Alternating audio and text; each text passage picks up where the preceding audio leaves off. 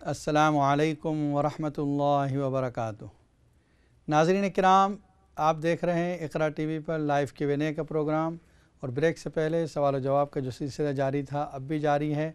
अगर आपके जहन में कोई सवाल है तो आप भी स्टूडियो के नंबर पर फ़ोन करके मालूम कर सकते हैं। जो सवालात के जवाब दिए जा रहे थे उनमें हमारी एक बहन का ये मसला था कि उनके पेट में कुछ बनता है, वो कहती हैं, और जब खड़े होते हैं तो बैठते हैं तो जमा हो जाता है, बहुत से इलाज करवाए। देखिए, एक तो ये कि आप डॉक्टरी इलाज भी करें और उसकी वजह से इंशाअल्लाह आपको फ़ायदा होगा। दूसरा एक अमल ये करें कि आप हर खाने के बाद 3 मरतबा लिइलाफ़ क़ुरैश इलाफ़िहिम, ये जो सूरत है ये 3 मरतबा पढ़ लिया करें। और पेट पर हाथ रख कर सूरह अनआम की आयत नंबर 45, सूरह अनआम की आयत नंबर 45, फ़क़ुतिअ दाबिरुल क़ौमिल लज़ीना ज़लमू वल्हम्दुलिल्लाहि रब्बिल आलमीन, पारा नंबर 7 में है। इसको आप पेट पर हाथ रख कर 41 टाइम्स रोज़ाना पढ़ें, इंशाअल्लाह ये ख़त्म हो जाएगा। हमारी एक बहन के 3 मसले थे, 2 मसले हैं। एक तो ये कि जो कुछ खाते हैं वो पेट में ये होता है, और गोल्ड स्टोन तजवीज़ हुआ है।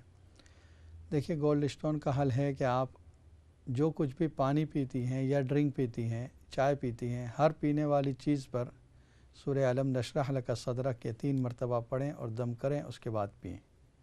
ये आदत बना लें आप। हर पीने वाली चीज़ पर सूरह अलम नशरह 3 मरतबा पढ़ेंगे और उसके बाद पिएंगी तो इंशाअल्लाह वो ख़त्म हो जाएगा। दूसरा, जो वहम की बीमारी है उसके लिए एक रूहानी गुस्ल है। रूहानी गुस्ल क्या है कि जिस वक्त आप गुस्ल करने के लिए दाखिल होना चाहती हैं बाथरूम में, पहले बाहर 6 सूरतें, लास्ट 6 सूरत, सूरह काफिरून, इज़ा जा नसरुल्लाह, तब्बत यदा, कुल हुवल्लाहु अहद, कुल औज़ु बिरब्बिल फलक, कुल औज़ु बिरब्बिन नास, ये सब सूरतों के शुरू में बिस्मिल्लाह पढ़नी है। और उसके बाद अंदर दाखिल होंगे दुआ पढ़कर अल्लाहुम्मा इन्नी अऊज़ु बिका मिनल खुबुसि वल खबाइस।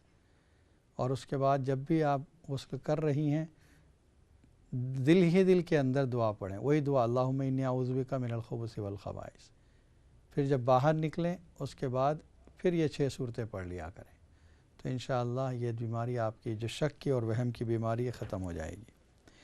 हमारे एक भाई का ये सवाल था कि उनकी बेटियां हैं, उनकी विरासत कैसे तकसीम होगी। बेटियों में 4 बेटियां थी, उनमें से एक बेटी का उनकी ज़िंदगी में इंतकाल हो गया है और उसके भी 2 बच्चे हैं। आपकी वाइफ का भी इंतकाल हो चुका है। देखिए, वो जो बेटी जो आपकी ज़िंदगी में उसका इंतकाल हो गया वो वारिस नहीं बनी। अगर आप अपने नवासों को, नवासी को ज़िंदगी में कुछ देना चाहते हैं तो दे सकते हैं। आपके इंतकाल के बाद आपकी जो 2 बेटियां हैं, 3 बेटियां हैं, उनको 66% मिलेगा, यानी 22% एक को, फिर दूसरी को 22, फिर तीसरी को 22, और बाकी जो माल है वो 33% आपकी बहन का होगा। ठीक है, मिसाल के तौर पर अगर 1 लाख पाउंड आपकी विरासत में होता है तो 66,000 ये बेटियों का होगा और 33,000 ये बहन का होगा। बीच में जो एक बचता है उसको 66.66 कर लें और इसको 33.33 कर लें तो पूरा हो जाएगा। दूसरा, हमारी एक बहन का ये सवाल था कि माँ बाप अपनी ज़िंदगी में कोई हदिया करें अपनी औलाद को, तो ज़िंदगी में औलाद को हदिया करना दुरुस्त है, बेहतर है उसमें कि बराबरी करें, इसलिए कि औलाद सब बराबर है तो बेहतर है कि बराबरी करें। एक को जितना दिया है दूसरे को भी उतना दें। लेकिन बाज़ मरतबा ऐसा है कि एक ज़्यादा ज़रूरतमंद है, आप उसको ज़्यादा दे देती हैं, या आपकी खिदमत कर रहा है इसलिए ज़्यादा देते हैं, तो ये जायज़ है। अगर कोई तरजीह की वजह है तो जायज़ है।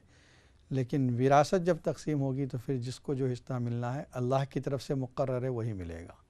ज़िंदगी में देने का मतलब पूरी तरह दे देना, सिर्फ़ वादा करना ये मुराद नहीं, बल्कि पूरी तरह दे देना, उसको मालिक बना देना, तब वो जाकर गिफ्ट कहलाएगा। सिर्फ़ ज़बानी तौर पर कहा हो तो ये गिफ्ट तसव्वुर नहीं होगा, बाद में फिर विरासत में वो जायदाद चली जाएगी। नाज़रीन किराम, आखिर में शाबान के ताल्लुक़ से भी कुछ अर्ज़ कर दूं कि शाबान के महीने में ज़्यादातर ये मसला आता है कि रोज़ा क्या रखना है और 15वीं शाबान का रोज़ा है या नहीं है।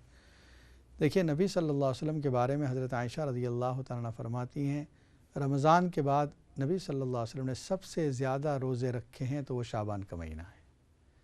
اور ہر مہینے میں 3 دن کے روزے آپ رکھتے ہی تھے، 13، 14، 15 اسلامی تاریخ سے، تو اس میں 15 کا روزہ یقیناً آپ نے شعبان کا بھی رکھا ہے۔ تو اس لیے جو آپ صلی اللہ علیہ وسلم کا معمول ہے زیادہ روزے رکھنے کا اور 13، 14، 15 کو روزہ رکھنے کا، شعبان کی 15ویں تاریخ کو روزہ رکھنا سنت ہے، آپ رکھیں، اس کا اجر و ثواب ملے گا۔ دعا کرتے ہیں حق تعالی شانہ تمام بیماروں کو شفاء کاملہ عاجلہ عطا فرمائے۔ اللہم صلی علی سیدنا محمد وعلی آل سیدنا محمد وبارک وسلم۔ اللہم لک الحمد کلہ ولک الشکر کلہ علانیتہ وسرہ۔ اللہم لک الحمد حمدا دائما مع دوامک ولک الحمد حمدا خالدا مع خلودک۔ اے اللہ ہمارے گناہوں کو معاف فرما، خطاؤں سے درگزر فرما، ہر شر سے، حادثات سے، مصیبتوں سے، گناہوں سے ہماری حفاظت فرما۔ جو ہمیں بیمار ہوں ان سب کو شفاء کاملہ عاجلہ عطا فرما، جو پریشان حال ان کی پریشانیوں کو دور فرما، جو مقروض ہیں ان کے قرض کی ادائیگی آسان فرما۔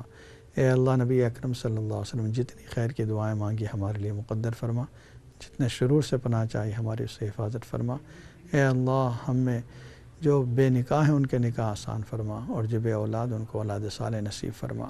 اے اللہ جنید کے رشتے کے لیے اس کی والدہ پریشان ہے، اور بہت سے ماں باپ اپنے اولاد کے رشتوں کے لیے پریشان ہیں، ان کو بہترین رشتے عطا فرما، اور اے اللہ ان سب کے نکاح آسان فرما۔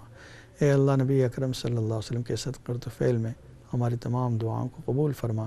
سبحان ربک رب العزت عما یصفون وسلام علی المرسلین والحمد للہ رب العالمین۔ السلام علیکم ورحمۃ اللہ وبرکاتہ۔